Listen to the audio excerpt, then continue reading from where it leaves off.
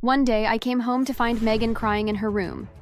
It took me several hours to calm her down enough to ask what had happened.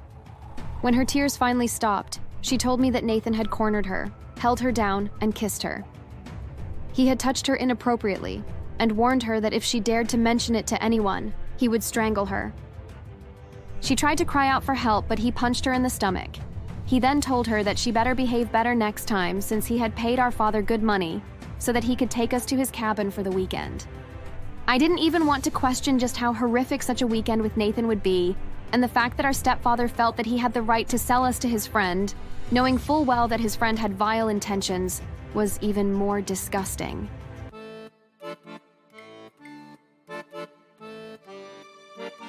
Hi there, my name is Tanya and my sister Megan, and I have had quite the harrowing experience.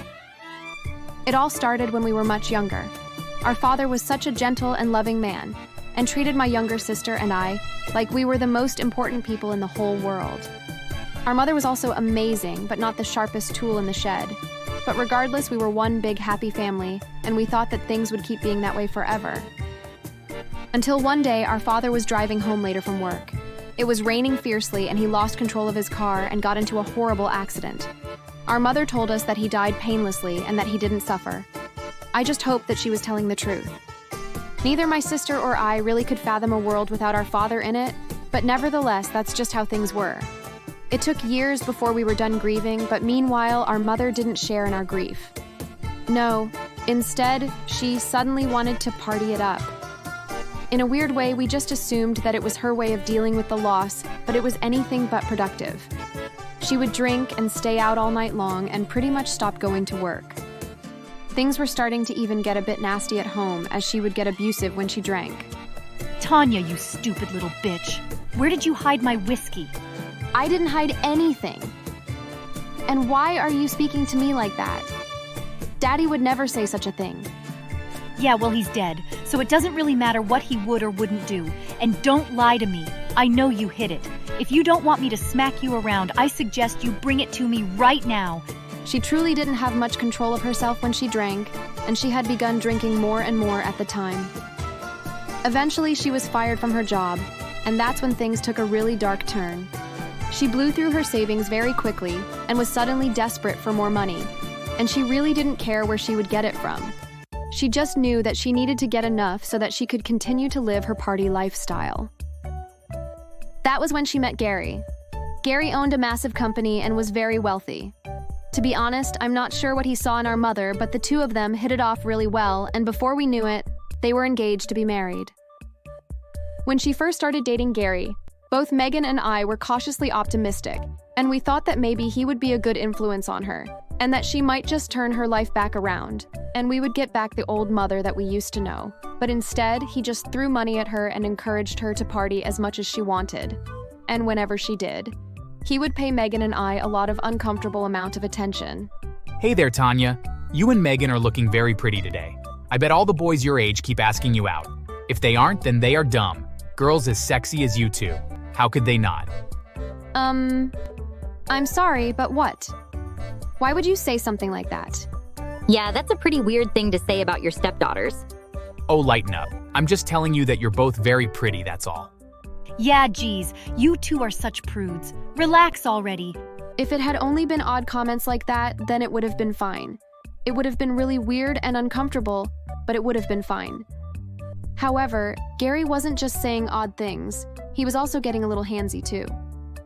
He would pinch our butts whenever we would walk past him, and he would always try his best to kiss us on the lips when we went to bed at night. It got to the point we would run to our bedrooms and lock the doors just so that we could avoid him. There was just something about the way he would run his hands up and down our bodies when he would corner us and give us hugs. It made my skin crawl every time he would look at me. When we tried to resist, he would seize our phones for a week.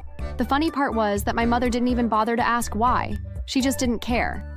He will refuse us from hanging out with our friends for no reason. He was so controlling. Gary also forced us to call him Daddy in a creepy way. Megan had a dog, and whenever she refused to say it the way he wanted, he would take her dog away as some sort of punishment. However, the crazy thing was that that wasn't even the worst of it. Nope. Gary had a best friend named Nathan who was so much worse. Whenever he would come over, he would leer at us and whisper things to Gary that would make him laugh. Oh my God, yes. I bet they would be a lot of fun like that. You're right. What are you two creeps talking about?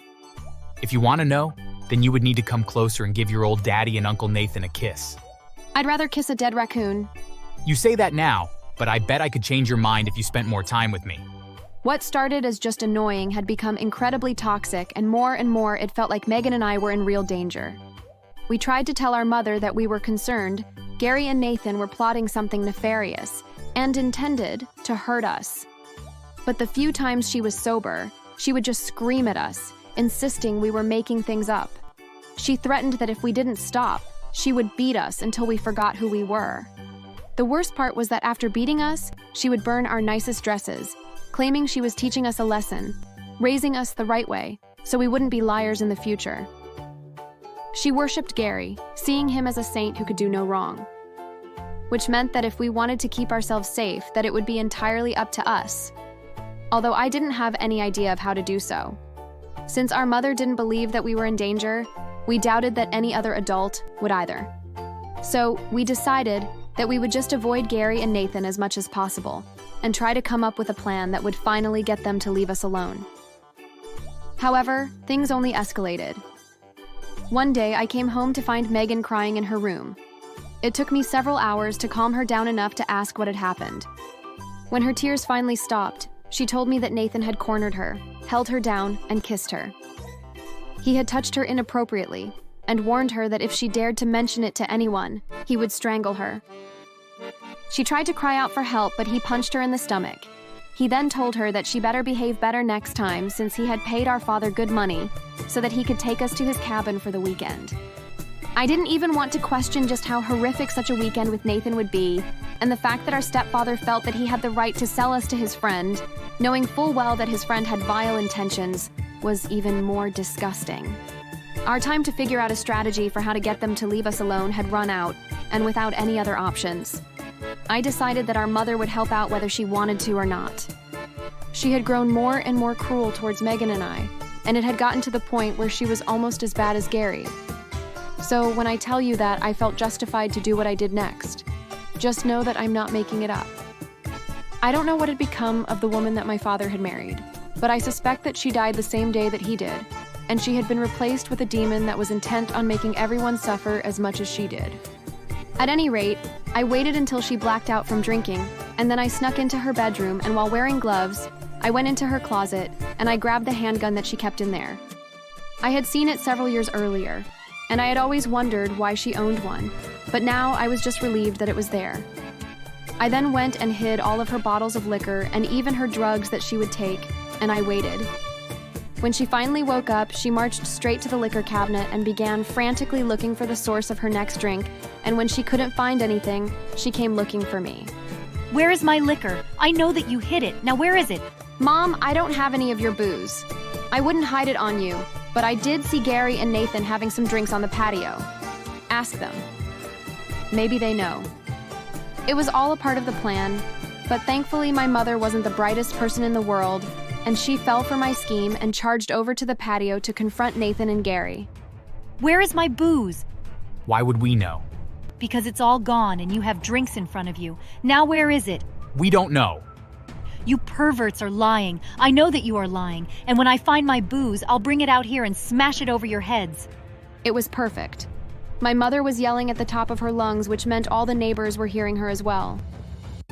While she was outside, I put a few bottles of vodka on the countertop in the kitchen next to the patio, since I knew that she would see them when she came back in. Just as predicted, she saw them and grabbed them and took them with her back to her bedroom, where she got so drunk that she passed out yet again.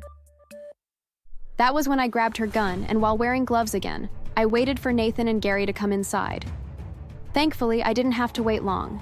As soon as they came in and saw me standing in the house with a gun pointed at them, they panicked and even peed their pants.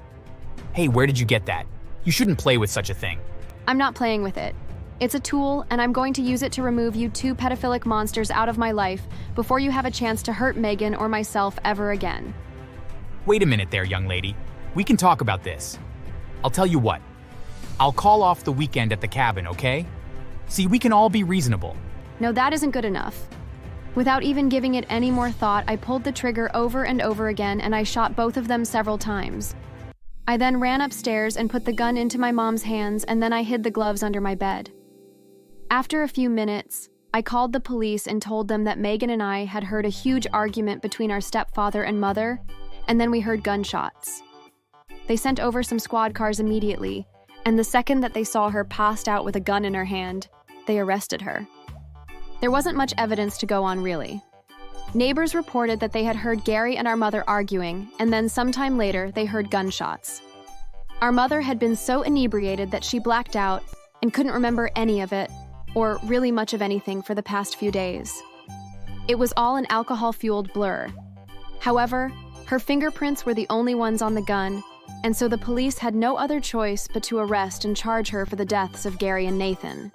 She was given a lesser charge since it was clear that she wasn't in the right state of mind and couldn't held fully responsible for what happened.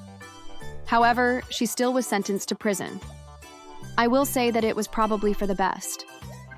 Since she couldn't drink in prison, she was finally able to become sober, and she even was able to quit drinking altogether. Meanwhile, Megan and I went to live in a foster home, which actually ended up being a great thing since our new foster family were wonderful people that really made us feel welcome and loved. We lived with them until we went off to university, and we are still in contact with them to this very day. Oh, and the best part was when Gary's lawyer contacted us and informed us that since our mother was in prison for his murder, that we were his sole living heirs and that his company and his entire fortune now belonged to Megan and I. Overnight, we became exceptionally wealthy. So, yeah, you could tell me that it was wrong to frame my mother for Gary and Nathan's deaths, or that I could have found a different way to get them to leave my sister and I alone, but I don't care. I did what I had to do. And even if we had gotten them to leave us alone, they would have ended up hurting some other underage girls. They needed to be stopped, and I don't regret being the one to stop them. Thanks for watching.